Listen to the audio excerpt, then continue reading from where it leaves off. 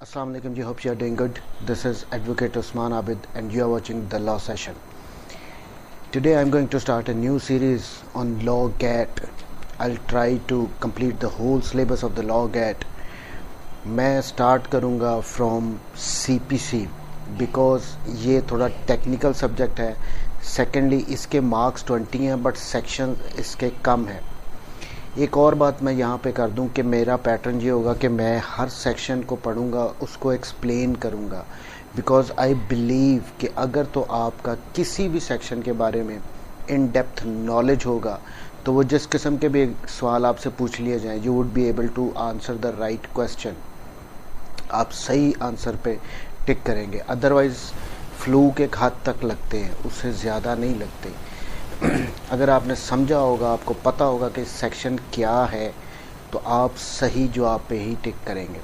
So let's start with the CPC में जो पहला सेक्शन है लॉ गैट के सिलेबस में वो है सेक्शन 9 और ये कोर्ट्स की, सिविल कोर्ट्स की जनरल ज्यूरिसडिक्शन के बारे में बताता है. ये एक जनरल सा सेक्शन है जो ये बताता है कि सिविल कोर्ट्स कौन से केसेस सुन सकती है और कौन से नहीं सुन सकती.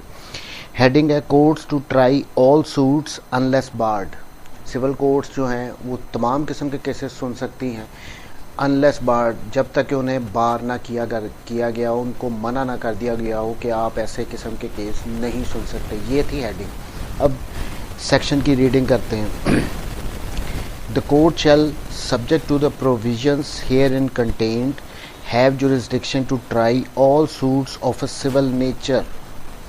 पहली बात तो ये होगी कि सिविल कोर्ट जो होगी, ये सेक्शन ये कह रहा है कि वो तमाम किस्म के वो केस सुनने का कि उसके पास ज्यूरिसडिक्शन होगी, उसके पास इख्तियार होगा, उसके पास अथॉरिटी होगी उन तमाम केसेस को सुनने की जो कि सिविल नेचर के होंगे. अब ये सिविल नेचर क्या है, पहले तो इसको डिटरमिन करते हैं, इसको समझते हैं. देखिए, सिविल जो से हमारे मैटर होते हैं, सिविल केसेस होते हैं. Civil matters are always regarding the rights of the parties.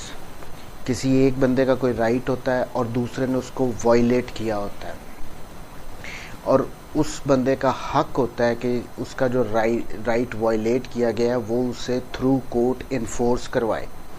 सो ऐसे तमाम राइट्स जो कि लीगल हों, जो कि आपको लॉ ने प्रोवाइड किए हों, वो तमाम राइट्स जो हैं वो सिविल नेचर के राइट्स होंगे. ये होती है सिविल नेचर. और ये जो से सिविल मैटर्स होते हैं, एक बात और यहाँ पे एक्सप्लेन कर दूँ, they are always between the two persons, two parties. अब मेरा एक प्रॉपर्टी है, उस पर कोई और कब्ज़ा कर लेता है, या मैंने उसके साथ कोई कॉन्ट्रैक्ट किया था, वो मुझे दे नहीं रहा, मैंने उसको पूरी मनी दी हुई है, तो मेरा राइट है कि मैं वो प्रॉपर्टी लूँ. तो मेरा ये जो राइट होगा इसको मैं इन्फोर्स करवाऊंगा थ्रू कोर्ट, और ये मेरे और उसके दरमियान है, इससे किसी थर्ड पर्सन का कोई लेना देना नहीं. सो सिविल मैटर हमेशा, सिविल केसेस हमेशा टू पर्सन्स के दरमियान होते हैं. कोर्ट्स में भी जब इन केसेस को टाइटल दिया जाता है तो A वर्सेस B होता है, मोहम्मद असगर वर्सेस मोहम्मद असलम होता है, by name between the two persons ही होता है. But on the other hand जो क्रिमिनल केसेस होते हैं वो दो बंदों के दरमियान नहीं होते. वो अगर कोई ऑफेंस कमिट किया जाता है that is against the state, सरकार के ख़िलाफ़ है, सोसाइटी के ख़िलाफ़ है, उससे दूसरे बंदे भी इफ़ेक्ट होते हैं. सो ये डिफरेंस हो गया सिविल और क्रिमिनल का. सिविल नेचर सिंपल सी बात है, जो राइट वायलेट किए जाते हैं उनको इन्फोर्स जब करवाने के लिए आप कोर्ट में पहुंचना है तो ये सारा मैटर जो है वो सिविल नेचर का होगा. अब ये जो उनसे सिविल राइट्स हैं ये कई किस्मों के होते हैं. फॉर इंस्टेंस पर्सनल राइट्स होते हैं, उसके अलावा ये किसी ऑफिस से रिलेटेड राइट हो सकते हैं, किसी ओहदे से रिलेटेड या किसी प्रॉपर्टी से रिलेटेड होते हैं. सो ये तमाम किस्म के जो राइट्स होते हैं इनको इन्फोर्स कोर्ट्स के थ्रू करवाया जाता है. ये तमाम मैटर्स जो हैं ये सिविल नेचर के मैटर होते हैं. तो अभी तक तो यहाँ तक सेक्शन की रीडिंग अगर पढ़ें तो इसने यहाँ तक ये कहा है कि सिविल कोर्ट्स जो हैं, यहाँ पे कोर्ट्स का मतलब सिविल कोर्ट है. CPC is all about the civil courts. इसमें कोई लेबर कोर्ट्स या दूसरी फैमिली कोर्ट्स नहीं है, ये सिविल कोर्ट्स की बात करेगा. जहाँ पे भी CPC में वर्ड कोर्ट आएगा सो यहाँ तक ये कहा गया है कि सिविल कोर्ट के पास जुरिस्डिक्शन होगी, उसके पास अथॉरिटी होगी, उसके पास पावर होएगी टू एडजुडिकेट ऑल केसेस जो कि सिविल नेचर के होंगे, जिनमें लोगों के राइट्स इन्वॉल्व होंगे। अब आगे क्या कहता है, excepting suits of which their cognizance is either expressly or impliedly barred. सिर्फ उन दावाजात के अलावा, सिर्फ उन सूट्स के अलावा जिनको एक्सप्रेसली या इम्प्लाइडली बार कर दिया गया। ऊपर ये कहा कि तमाम किस्म के केसेस सुने जा सकते हैं, बट आगे कह दिया कि वो केसेस नहीं सिविल कोर्ट से सुनने जिनको एक्सप्रेसली या इम्प्लाइडली बार किया हो। अब ये एक्सप्रेसली और इम्प्लाइडली क्या होते हैं? एक्सप्रेसली वो किस्म के सूट्स होंगे जिनको किसी और लॉ ने, किसी और एक्ट ने कहा हो कि इसको सिविल कोर्ट में आपने नहीं लेके जाना, आपने इस कोर्ट में आना है, इस लॉ दूसरे एक्ट के अंडर इसको डिसाइड किया जाना है, इसको ट्राई किया जाना है। फॉर इंस्टेंस हमारे जो फैमिली मैटर्स होते हैं उसमें भी राइट्स इन्वॉल्व हैं, बंदे के पर्सनल राइट्स भी होते हैं। कस्टडी के बच्चों की मैटर होते हैं तो बंदे के पर्सनल राइट्स होते हैं। तो राइट्स तो हैं, मैटर सिविल नेचर का है, बट क्या हम एक फैमिली दावे को सिविल कोर्ट में फाइल कर सकते हैं? The answer is no. क्यों? क्योंकि जो फैमिली कोर्ट एक्ट है 1964 का, उसने बार कर दिया है सिविल कोर्ट्स को। उसने कहा है कि आपने दावा फैमिली मैटर से रिलेटेड फैमिली कोर्ट में लेके आना है, जो कि सेपरेट कोर्ट्स हैं, स्पेशल कोर्ट्स हैं। इसी तरह लेबर कोर्ट्स होगी, बैंकिंग के मैटर हो गए, वो सिविल नेचर के सब मैटर्स हैं, उनमें लोगों के राइट्स इन्वॉल्व हैं, लेकिन आप उनको सिविल कोर्ट में नहीं लेके जाते। इसी तरह रेंट के मैटर हो गए, वहाँ पे रेंट ट्रिब्यूनल्स बने होते हैं, वो रेंट ट्रिब्यूनल्स में जाते हैं, सिविल कोर्ट्स में नहीं आते, दो वो सिविल नेचर के मैटर हैं। सो एक्सप्रेसली तो क्लियर हो गया कि वो मैटर्स जिनको किसी दूसरे एक्ट ने, किसी दूसरे लॉ ने बार किया, स्पेसिफिकली मेंशन कर दिया कि आपने सिविल कोर्ट में इस मैटर से रिलेटेड दावा नहीं दायर करना। सेकंड थिंग, इम्प्लाइडली वो होते हैं जिनकी हमें अंडरस्टैंडिंग होती है, वो ओपनली नहीं कहा जाता, लेकिन हमें पता होता है कि इससे रिलेटेड हम दावा नहीं दायर कर सकते सिविल कोर्ट में। एग्जाम्पल देता हूँ, मैंने किसी को रिश्वत दी कि मेरा काम करो, उसने मेरा काम नहीं किया, तो क्या मैं उसके खिलाफ दावा जो है वो सिविल कोर्ट में फाइल कर लूँगा? नहीं, मैं नहीं कर सकता हूँ। इसी तरह क्योंकि वो मेरा लीगल राइट ही नहीं है, इम्प्लाइडली वो चीज़ बाहर है कि आप ये दावा नहीं कर सकते। सेकेंडली, एक और एग्जांपल कि कोई जज साहब ने अगर मेरे केस में मेरे खिलाफ फैसला दे दिया, तो क्या ऐसा हो सकता है कि मैं जज साहब के खिलाफ एक सिविल कोर्ट में दावा दायर कर दूं कि इन्होंने मेरे खिलाफ फैसला दिया जो गलत फैसला दिया? नहीं कर सकता। क्यों? क्योंकि ये इम्प्लाइडली बार्ड है बात। एक ये मैटर जो है, दो इसमें मेरा राइट है कि मेरा एक सही केस था, वो उस पर मैं समझता हूँ कि मेरा राइट था कि मेरे हक में फ़ैसला होता, नहीं हुआ, लेकिन मैं जज साहब के खिलाफ फैसला सूट तो नहीं फाइल कर सकता हूँ सिविल कोर्ट में। सो एक्सप्रेसली और इम्प्लाइडली अगर तो बार किया गया है तो आप सूट सिविल कोर्ट में फाइल नहीं कर सकते। अदरवाइज बाकी सारे जितने भी सिविल नेचर के सूट होंगे वो सिविल कोर्ट में ही फाइल किए जाएंगे अंडर सेक्शन 9, क्योंकि सिविल कोर्ट के पास अल्टीमेट जुरिस्डिक्शन है। एक लैटिन मैक्सिम है, उबी जस्ट इबी रेमेडियम, where there is a right there is a remedy, यानी जहाँ पे भी कोई राइट है अगर उसको वायलेट किया गया है तो आपने उसकी रेमेडी सीक करनी है। और सेक्शन 9 उसी से रिलेटेड है कि सेक्शन 9 कहता है कि आप क्या कोई राइट है, अगर कोई भी लॉ और आपको उस पे रेमेडी प्रोवाइड नहीं कर रहा तो सिविल कोर्ट में आप आ जाओ, सिविल कोर्ट आपके मैटर को एडजुडिकेट करेगी। बट वही बात कि एक्सप्रेसली और इम्प्लाइडली बार ना हो। एक और बात यहाँ पे मैं और एक्सप्लेन कर दूँ कि जो मैंने कहा था कि राइट्स सिविल नेचर के जो भी हैं उनमें जो भी लोगों के राइट्स होते हैं, इसमें यहाँ पे मैं एक बात एक्सप्लेन कर दूं कि जो मैटर्स सोशल इश्यूज से रिलेटेड होते हैं या किसी रिलीजियस इशू से होते हैं या फिर पॉलिटिकल इशू के जो मैटर्स होते हैं, उनको सिविल कोर्ट में आप नहीं ला सकते। दो आप टू सम एक्सटेंट आप कह सकते हो कि ये आपके राइट्स है, बट इन मैटर्स को नॉर्मली इन मैटर्स को सिविल कोर्ट्स में आप नहीं ला सकते हो। यहाँ पे आगे एक एक्सप्लेनेशन है अब सेक्शन 9 की, वो देखते हैं क्या कहते हैं, वो बड़ी इंपॉर्टेंट है। A suit in which the right to property और टू एन ऑफिस, यहाँ पे इसने थोड़ा सा एलेबोरेट कर दिया कि सिविल नेचर के जो केसेस आएंगे उनमें पूरा नहीं इसने कहा, इसने अब यहाँ पे पर्सनल नहीं कहा, क्योंकि ये एक एक्सप्लेनेशन है, सिर्फ एक वजाहत कर रहा है। मैंने आपको ऊपर कह दिया कि इसने यहाँ पे ये कह दिया कि राइट टू प्रॉपर्टी और राइट टू एन ऑफिस किसी ओहदे से रिलेटेड या किसी प्रॉपर्टी से रिलेटेड, यहाँ तक हमें क्लियर हो गया कि ये जो मैटर होंगे ये सिविल नेचर के मैटर होंगे। A suit in which the right to property और to an office is contested is a suit of a civil nature. Clear हो गया, सिविल नेचर में यहाँ पे बता दिया है कि राइट टू प्रॉपर्टी और राइट टू ऑफिस इंक्लूड होंगे, शामिल हैं वो। नॉट विथ स्टैंडिंग, इस बात से कोई फर्क नहीं पड़ता, that such right may depend entirely on the decision of a questions as to religious rites और सेरेमनीज। ऊपर मैंने आपको एक बता दिया था कि जो रिलीजियस मैटर्स होते हैं, सोशल मैटर्स होते हैं या पॉलिटिकल मैटर्स होते हैं, उनको आप कोर्ट में नहीं ला सकते। लेकिन यहाँ पे एक्सप्लेनेशन में उसने ये कह दिया है कि अगर तो आपका कोई राइट है जो किसी प्रॉपर्टी से रिलेटेड है या किसी ऑफिस से रिलेटेड है, उसको डिसाइड करने के लिए अगर दूसरा इस क्वेश्चन को भी डिसाइड करना हो जो कि रिलीजियस राइट से रिलेटेड हो या रिलीजियस सेरेमनी से रिलेटेड हो, तब उसको डिसाइड कर दिया जाएगा उस रिलीजियस राइट से रिलेटेड मैटर को भी।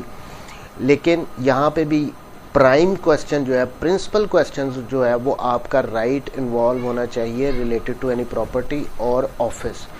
उस सूरत में सेकेंडरी अगर वो डिपेंड कर रहा है किसी रिलीजियस राइट्स या सेरेमनी से के ऊपर, तो उस सूरत में उनको भी रिलीजियस राइट्स और सेरेमनी से रिलेटेड भी मैटर्स को डिसाइड कर दिया जाएगा। ये था सेक्शन 9। इन नटशेल अगर इसको कंक्लूड करें तो सिविल कोर्ट्स में तमाम किस्म के सूट्स फाइल किए जा सकते हैं, बट शर्त ये है कि वो सिविल नेचर के होने चाहिए, उनमें लोगों के राइट्स इन्वॉल्व होने चाहिए। दूसरी बात, बट शर्त ये है कि उनको एक्सप्रेसली या इम्प्लाइडली बार ना किया गया हो। थर्डली, अगर तो कोई रिलीजियस राइट्स का मैटर आपको डिसाइड करना पड़ जाए, कोई ऐसा आपका राइट डिसाइड एडजुडिकेट कोर्ट ने करना है जो कि डिपेंड कर रहा है रिलीजियस राइट्स या सेरेमनीज़ के ऊपर, तो इस किस्म के भी मैटर्स को इनको भी डिसाइड करेगा ताकि वो प्रिंसिपल क्वेश्चन डिसाइड किया जा सके, बट सोशल, पॉलिटिकल और रिलीजियस इश्यूज़ को डिसाइड नहीं करती। ये था सेक्शन 9। अब हमें पता तो आई थिंक इतना तो हमें अब नॉलेज आ गया होगा कि सिविल कोर्ट्स कौन कौन से केसेस सुन सकती है। अब लॉ एक्ट से रिलेटेड 2-3 अगर क्वेश्चन देख लें। First one, according to section 9 of CPC, civil courts have jurisdiction to try all suits of criminal nature, number 1, civil nature, number 2, criminal and civil nature, number 3, and lastly none of above. अगर हमें कोई ये question आ जाए तो हमारे पास, हमने इतना civil nature को डिस्कस कर लिया है, तो हम स्ट्रेट वे सिविल नेचर को टिक करेंगे कि civil nature is the right answer. Civil courts में सिर्फ सिविल नेचर से रिलेटेड सूट्स डिसाइड होते हैं। सेकंड एक क्वेश्चन देखते हैं। According to section 9 of CPC according to section 9 CPC, civil courts have jurisdiction to determine all suits of civil nature. Is that true or false? Obviously it's true. Third one is according to section 9 of CPC recognizes the doctrine of number 1 express bar of jurisdiction, number 2 implied bar of jurisdiction, number 3 both yani express and implied as well, and the last one is none of the above. इसमें obviously हम already पढ़ चुके हैं कि ये expressly or impliedly दोनों किस्म की अगर वो सूरतों में सूट बार होगा, अगर एक्सप्रेसली बार है या इम्प्लाइडली बार, सो हम टिक करेंगे बोथ को, express and implied, C both, यानी दोनों इंक्लूसिव है इसमें। ये था सब कुछ सेक्शन 9 से रिलेटेड। अल्टीमेट जुरिस्डिक्शन है कोर्ट के पास। और लास्टली उबी रेमेडियम कि where there is a right there is a remedy that's also related with section 9, कि जहाँ पे भी राइट वायलेट हुआ है सिविल कोर्ट के पास पावर है। अगर ये मैक्सिमम लिखा आ जाए तो ये सेक्शन 9 जहाँ पे भी बात आएगी सेक्शन 9 पे टिक करेंगे। सेकेंडली वो ये भी पूछ सकता है क्वेश्चन, और courts to try all civil suits under which section 9, 10, 11, 12। तो obviously first section 9 is all about the jurisdiction of the court. So ये था ऑल सेक्शन 9। अब चलते हैं सेक्शन 10 को देखते हैं। सेक्शन 10 क्या कहता है? Section 10 is stay of suit. इसको रेस्ट सब जुडिस भी कहते हैं, जिसका मतलब होता है मैटर ऑलरेडी पेंडिंग। यानी सादा लफ्ज़ों में अगर इसको कहें तो स्टे ऑफ सूट या रेस्ट सब जुडिस का मतलब है, कई दफ़ा हम ये वर्ड सब जुडिस सुनते हैं, इसका मतलब ये होता है कि जो मैटर कोर्ट में पेंडिंग है, अभी उस पर फाइनल फैसला नहीं आया है। सेक्शन 10 का कॉन्सेप्ट ये है कि मैं एक दावा किसी बंदे पे मुल्तान में कर देता हूँ, उसी मैटर से रिलेटेड मैं एक दावा जाके उसी बंदे पे लाहौर में कर देता हूँ। अब ये दावा जो मैंने पहले किया था ये अभी डिसाइड नहीं हुआ, इसकी प्रोसीडिंग्स चल रही हैं, अभी पेंडिंग है, फाइनली डिसाइड नहीं हुआ। तो मैंने जो दूसरा दावा दायर किया है लाहौर में जाके, उसको कोर्ट स्टे कर देगी। जब हम एक एप्लीकेशन देंगे कि सर इसने तो मुझ पे एक दावा मुल्तान में भी किया है इसी मैटर से रिलेटेड, इसी प्रॉपर्टी से रिलेटेड, तो कोर्ट क्या करेगी? कोर्ट वो लाहौर वाले दावे को जो बाद में दावा दायर किया उसकी प्रोसीडिंग्स को स्टे कर देगी, और ये मुल्तान वाला जो दावा मैंने किया ये चलेगा, ये डिसाइड होगा। ये था सेक्शन 10 स्टे ऑफ सूट, यानी दूसरे सूट को स्टे कर दिया जाएगा। अब इसकी अगर सेक्शन को पढ़ें तो बातें ज़्यादा क्लियर हो जाएंगी। हमने इसमें से इसके इंग्रेडिएंट्स भी निकालने हैं कि कौन कौन से इंग्रेडिएंट्स हैं, जब वो पूरे हो जाएं तो रेस्ट सब जुडिस अप्लाई हो जाता है। सेक्शन 10 कहता है no suit shall proceed with the trial of no court shall proceed with the trial of any suit, यानी कोर्ट, कोई भी कोर्ट उस सूट का ट्रायल नहीं करेगी। पहली लाइन में क्लियर कर दिया कि कोई भी कोर्ट उस सूट का ट्रायल नहीं करेगी। किस सूट का? इन विच, जिसमें, यानी मेरी एग्जांपल आपने ज़हन में रखनी है, लाहौर वाला सूट है मेरा, जो मैंने बाद में दायर किया, ये उसके बारे में बात हो रही है। जो मुल्तान वाला है वो पहले किया था, जो लाहौर वाला है वो बाद में मैंने किया।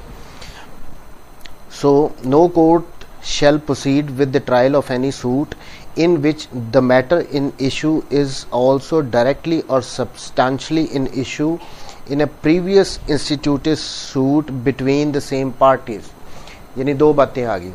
अब यहाँ पे एक वर्ड यूज़ किया है, directly and substantially in issue. इसको सिंपलेस्ट वर्ड में अगर मैं कहूँ तो मैं ये कहूँगा कि मेन इशू जो पार्टीज़ के दरमियान है, मसलन मैं कहता हूँ कि मैं इस घर का मालिक हूँ, दूसरा कहता है नहीं आप इस घर के मालिक नहीं हो, मैं मालिक हूँ। सो मेन इशू क्या है? हमारा घर का मसला है ना, यही इशू मैं यहाँ पे उठा रहा हूँ, यही इशू मैं जाके लाहौर में उठा रहा हूँ। तो हमारे दरमियान मेन इशू क्या है? घर का। या मैं कहता हूँ मैंने ये घर ख़रीदा, वो कहता है आपने नहीं ख़रीदा। इस किस्म का जो मेन इशू है आपका, वो matter directly and substantially in issue. ये सादा लफ्ज़ों में समझा रहा हूँ। पहली बात तो मैटर एक हो, दूसरी बात बिटवीन द सेम पार्टीज़, यानी मेरा मसला है असलम के साथ, इस केस में जो मैंने मुल्तान में दायर किया मेरा, और जो मैंने लाहौर में केस दायर किया वो भी मैंने असलम पे ही दायर किया, उसी के ख़िलाफ़ किया। तो पार्टीज़ सेम है, मैं और असलम दोनों सेम है दोनों पार्टीज़ में। Thirdly between the same parties or between the parties under whom they or any of them claiming litigating under, या मैंने किसी केस कोई केस किया था, या तो असलम के ख़िलाफ़ किया था, या उसके किसी नुमाइंदे के ख़िलाफ़ किया था, उसके किसी एजेंट के ख़िलाफ़ किया था, यहाँ पे भी मुल्तान में भी और लाहौर में भी, तो पार्टीज़ फिर भी सेम ही कंसिडर होंगी। Next thing, under the same title. Title अब ये होता है कि किस कैपेसिटी में आपने सूट फाइल किया। मैं अब जो मैंने मुल्तान में सूट फाइल किया था, मैंने कहा था कि मैं इस घर का मालिक हूँ, ये असलम नहीं है, मैंने एज ए मालिक उस सूट को फाइल किया था, तो मेरा टाइटल ओनर का है। अगर मैं कहता हूँ कि मैंने उससे कोई लैंड लीज पे ली है, तो मेरा टाइटल लेसर का होगा, लेसर का होगा। सो टाइटल ये होते हैं जिसके अंडर आप किसी के सूट को फाइल करते हैं। तो पहली बात क्या आ गई, मैटर सेम होना चाहिए, बिटवीन द सेम पार्टीज होना चाहिए, या जिनके अंडर वो सूट लिटिगेशन कर रहे हैं वो सेम होने चाहिए। चौथी बात आ गई, टाइटल सेम होना चाहिए। Title same, where such suit is pending in the same court. या तो जब मैंने पहला सूट फाइल किया था मुल्तान में और दूसरा सूट भी मैं मुल्तान में उसी कोर्ट में फाइल कर दूं, उसी मैटर से रिलेटेड, उसी असलम के खिलाफ उसी अदालत में फाइल करूं, और any other court in Pakistan having jurisdiction to grant relief claimed, या मैं उस कोर्ट में ना फाइल करूं, किसी और कोर्ट में फाइल कर दूं, मुल्तान में किसी और कोर्ट में फाइल कर दूं, लाहौर में फाइल कर दूं, गुजरावाला में फाइल कर दूं, फैसलाबाद में फाइल कर दूं, किसी भी ऐसी कोर्ट में फाइल करूं जो कि मुझे रिलीफ ग्रांट करने की पावर रखती हो, किसी सिविल कोर्ट में ही फाइल करूं। सो या तो उसी कोर्ट में फाइल करूं या पाकिस्तान में किसी भी और कोर्ट में फाइल करूं, और in any court beyond the limits of Pakistan established और continued by the central government and having jurisdiction and having like jurisdiction. अब चौथी बात, ये नेक्स्ट बात ये आ गई, हमने कहा कि उसी अदालत में दायर करूं, पाकिस्तान में किसी अदालत में दायर करूं, या पाकिस्तान की लिमिट्स से बाहर जाके मैं किसी कोर्ट में फाइल करूं, बट उस कोर्ट के को इस्टेब्लिश किसने किया हो, सेंट्रल गवर्नमेंट। यहाँ पे वर्ड सेंट्रल गवर्नमेंट है, it should be federal government. अब 1908 की सीपीसी लिखी हुई है, थोड़ी बहुत अमेंडमेंट होनी चाहिए यहाँ पे फेडरल गवर्नमेंट होना चाहिए। सो फेडरल गवर्नमेंट ने या सेंट्रल गवर्नमेंट जो लिखा हुआ है उसको ही लेके चलते हैं। सेंट्रल गवर्नमेंट के अंडर वो एक कोर्ट बनाई गई हो, वो कोर्ट, और बिफोर द सुप्रीम कोर्ट या सुप्रीम कोर्ट में दायर करें।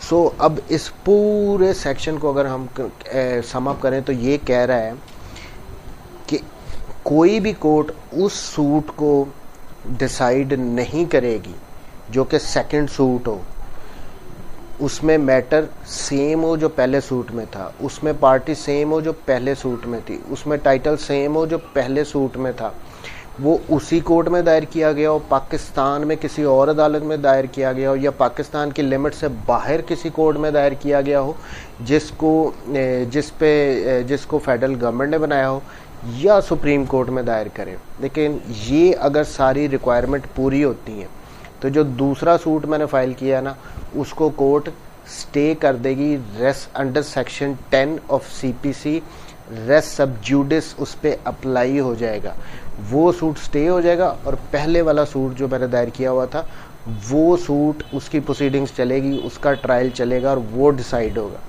ये था सेक्शन 10। अब इसमें एक एक्सप्लेनेशन भी दी हुई है। एक्सप्लेनेशन बड़ी इंपॉर्टेंट होती हैं, ये बातों को और खोल के रख देती हैं। अब एक बात यहाँ पे आ जाती है, अब फ़ौरन जब आप पढ़ते हो कि इतनी सारी कोर्ट्स उसने बता दी कि सेम कोर्ट में ना हो, सेम कोर्ट में भी हो सकता है, पाकिस्तान में भी कहीं हो सकता है, पाकिस्तान से बाहर भी किसी कोर्ट में होता है जो जिस पे फेडरल गवर्नमेंट ने उसको बनाया हो, इस्टेब्लिश किया हो और उसके ही वो अंडर हो। But what about foreign courts? Foreign courts भी तो हो सकती हैं। हो सकता है कि ये किसी मैटर से रिलेटेड मैंने पर्सनली एक केस देखा है, फैमिली मैटर देखा है, जो यहाँ पे भी चल रहा था, पार्टीज़ वहाँ पे थी, वहाँ पे केस चल रहा था इंग्लैंड की कोर्ट्स में, और उसने यहाँ पे आके चीचावतरी में भी एक दायर किया हुआ था। सो अब ये फॉरेन कोर्ट से रिलेटेड है। एक्सप्लेनेशन जो ऊपर मेन सेक्शन में नहीं दी गई थी, लेकिन अलहदा करके उन्होंने इस बात को भी एक्सप्लेन कर दिया। Dependency of A suit in a foreign court, foreign court वो होती है जो किसी और मुल्क के, मसलन इंडिया हो गया, बांग्लादेश हो गया, यूके हो गया, अमेरिका हो गया, कोई भी फॉरेन कंट्री जो होता है इन उसकी जो कोर्ट्स होती हैं जिसमें उनके लॉज अप्लाई होते हैं, वो पाकिस्तान के अंडर नहीं होती हैं कोर्ट्स, वो उस मुल्क के लॉज अप्लाई होती हैं, उस मुल्क के लिए के अंडर होती हैं। Dependency of a suit in a foreign court does not preclude the court in Pakistan from trying a suit founded on the same cause of action. यहाँ पे उसने ये कर दिया कि अगर एक मैटर से रिलेटेड अगर किसी फॉरेन कोर्ट में कोई सूट पेंडिंग है तो इसका मतलब ये नहीं है कि पाकिस्तान की कोर्ट्स उसी कॉज ऑफ एक्शन पे, उसी मैटर पे डिसीजन नहीं दे सकती, उसको ट्राई नहीं कर सकती, वो उसको ट्राई कर सकती है। अगर किसी ने जाके यूके में कोई केस कर दिया और उसी मैटर से रिलेटेड पाकिस्तान में भी कर दिया तो वहाँ पे रेस सब जुडिस नहीं अप्लाई होना, क्योंकि वो और लॉज के अंडर चल रहा है, वो फॉरेन लॉज के अंडर चल रहा है। यहाँ पे पाकिस्तान में पाकिस्तानी लॉज चलते हैं। सो यहाँ पे इस केस में रेस सब जुडिस अप्लाई नहीं होगा। फाइनली वंस मोर, कोई एक सूट फाइल किया, फिर सेकंड सूट फाइल किया, जो सेकंड सूट फाइल किया वो सेम मैटर पे था, मैटर सेम था बिटवीन द पार्टीज सेम थी, फिर वो उसके बाद आ गया कि वो उसी कोर्ट में फाइल किया गया हो, under the same title file किया गया हो, उसी कोर्ट में फाइल किया गया हो, किसी पाकिस्तान में किसी और कोर्ट में फाइल किया गया, या पाकिस्तान से बाहर किसी कोर्ट में फाइल किया गया हो, बट वो कोर्ट जो है वो फेडरल गवर्नमेंट के अंडर हो, उन्होंने इस्टेब्लिश की हो, और लास्टली या सुप्रीम कोर्ट में फाइल किया गया इन, तो जो ये सेकंड सूट आप फाइल करोगे उस पे रेस सब जुडिस लग जाएगा, वो स्टे कर दिया जाएगा। ये था सेक्शन 10। अब इससे रिलेटेड कुछ क्वेश्चंस देख लेते हैं। The common law principle of res sub judice is incorporated in section, अब कौन सा सेक्शन था? ऑप्शंस हैं 8, 9, 10 और नन ऑफ दीज। सेक्शन 9 हमने पढ़ा, लॉ एक्ट के सिलेबस में सीपीसी के थोड़े से सेक्शन है, सेक्शन 9 से शुरू कर दिया। Section 9 was all about the jurisdiction of the court, के सिविल कोर्ट सारे सूट्स को सुन सकती है। उसके बाद नेक्स्ट सेक्शन जो हम पढ़ रहे हैं वो सेक्शन 10 है, ये रेस सब जुडिस का है। So right answer would be section 10। Next question, res sub judice technically means that the matter in issue is, number 1 जो मैटर इशू, इसका मतलब है res sub judice technically means that the matter in issue is, पहले option already prohibited by the court at technical ground, court ने पहले उसे technical ground पे prohibit कर दिया, ये बात है। दूसरी बात B, already under the judicial scrutiny, यानी ऑलरेडी कोर्ट उसको डिसाइड कर रही है उस मैटर को। Thirdly, already decided by the court, या वो मैटर ऑलरेडी कोर्ट ने डिसाइड कर दिया। और lastly none of the above. तो इसमें ऑब्वियसली हमने तो समझ लिया कि जो मैटर है वो ऑलरेडी पेंडिंग है बिफोर द कोर्ट, वो डिसाइड नहीं हुआ, तो हमारी ऑप्शन बी होगी, already under the judicial scrutiny. अच्छा जी, नेक्स्ट क्वेश्चन है, when the principle of res sub judice applies proceedings of subsequent suit shall be, जब रेस सब जुडिस अप्लाई होगा तो जो प्रोसीडिंग्स होगी बाद वाले सूट की वो क्या होंगी? A started, B restarted, C stayed और D none of the above. Obviously दूसरे सूट की प्रोसीडिंग्स हमने स्टे कर देनी है कोर्ट ने, सो थर्ड ऑप्शन। एंड एक ट्रू एंड फॉल्स है, the doctrine res sub judice prohibits the trial of two parallel litigations in respect of the same cause of action. ये statement true है या false है? Obviously ये true है, क्योंकि race sub जुडिस दो सेम मैटर्स की पैरेलल प्रोसीडिंग्स को चलने से रोक रहा है। इसकी वजह क्या है, अब यहाँ पे ये भी समझ लेते हैं। देखें, एक सूट मैंने फाइल कर दिया मुल्तान में, एक मैंने फाइल कर दिया लाहौर में। अब ये दोनों केसेस चल रहे हैं साइड बाय साइड साइमल्टेनियसली, यहाँ पे मुल्तान में भी प्रोसीडिंग्स हो रही हैं और लाहौर में भी हो रही है। अल्टीमेटली जो डिसाइड होंगे, मुल्तान वाला केस मेरी फेवर में आ जाता है, डिक्री हो जाता है, बट लाहौर वाला केस जो है वो मेरे अगेंस्ट आ जाता है। अब यहाँ पे क्या हुआ, रिगार्डिंग द सेम मैटर दो कन्फ्लिक्टिंग डिसीजंस आ गए, तो किसके डिसीजन को माना जाएगा, किसका अब क्या किया जा सकता है। एक में मैं अपील फाइल कर दूंगा, एक में वो अपील फाइल कर देगा, वो लाहौर में चलती रहेगी, मैं मुल्तान में चलती रहेंगी। It's a never ending story, ये काम चलता ही रहेगा, रुकेगा ही नहीं। इसमें डिसीजंस अगर पैरेलल अपोजिट आते रहेंगे तो मैटर कभी भी डिसाइड नहीं होगा। इसलिए ये सेक्शन 10 रखा गया था कि एक वक्त में एक ही अदालत एक मैटर से रिलेटेड फैसला दे। अच्छा जी, नेक्स्ट वन भी देख लेते हैं। एक और क्वेश्चन है, elements in section 10 of CPC are, elements कौन से हैं अब सेक्शन 10 के, हमने ऑलरेडी सारे देख लिए हैं। अब इधर से ढूंढते हैं कि ये कौन कौन से हमें ऑप्शंस दे रहा है। Number 1, parties are the same in the two suits, ये तो हमने देखा ही था कि दोनों सूट्स में पार्टी सेम होनी चाहिए, तो हाँ ए है। बी क्या कहता है, matter in issue in both the suits is the same, जो मैटर है जो इशू है बिटवीन द पार्टी वो सेम है, हाँ ये भी हमने पढ़ा है कि मैटर जो है वो सेम होना चाहिए पार्टीज के दरमियान।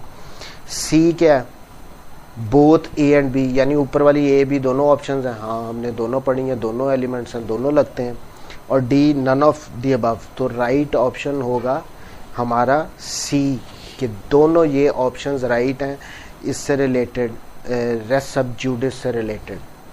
तो ये था नटशल में पूरा जो रेस सब जुडिस का कॉन्सेप्ट, कि एक वक्त में एक ही कोर्ट एक सूट को सुनेगी, उसी मैटर से रिलेटेड आप दूसरी अदालत में सूट फाइल नहीं करेंगे, अगर करेंगे तो वो स्टे कर दिया जाएगा, उसकी प्रोसीडिंग नहीं चलेंगी, पहले वाले की चलेंगी। ये था सेक्शन 10।